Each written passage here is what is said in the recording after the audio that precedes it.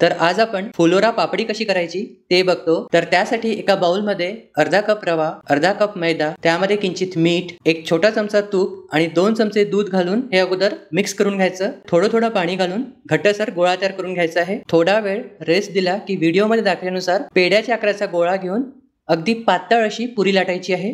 अगोदर सर्व पुऱ्या लाटून घ्यायच्या, त्यानंतर फोर्कच्या मदतीने आपल्याला छिद्र तयार करून घ्यायचे आहे, म्हणजे तळताना या फुगायला नको। गरम तेलामध्ये दोन्ही साइडने खरपूस तळून घ्यायच्या। लक्षात ठेवायचं या पापड्यांचा रंग पांढरा शुभ्र राहायला हवा, त्यामुळेच आपण यामध्ये थोडंसं दूध घातलेलं आहे आणि तळताना करपू द्यायचे नाही। तळून झाल्यावर थोडा वेळ थंड झाला की व्हिडिओ मध्ये दाखवल्यानुसार त्याला छिद्र तयार करून घ्यायचं। तर या ज्या पापड्या आहे या फुलोऱ्याला लटकवायच्या आहेत आणि गणपती किंवा महालक्ष्मी किंवा कानोबा यांच्या समोर हा फुलोरा लटकवला जातो आणि त्यांचे विसर्जन झाल्यावर प्रसाद म्हणून हा वाटला जातो। तर या पापड्या अशाही खायला खूप छान लागतात। तर नक्की ट्राय करून बघाल, कशा झाल्या कमेंट्स मध्ये सांगाल आणि व्हिडिओ आवडल्यास लाईक करायला विसरू नका।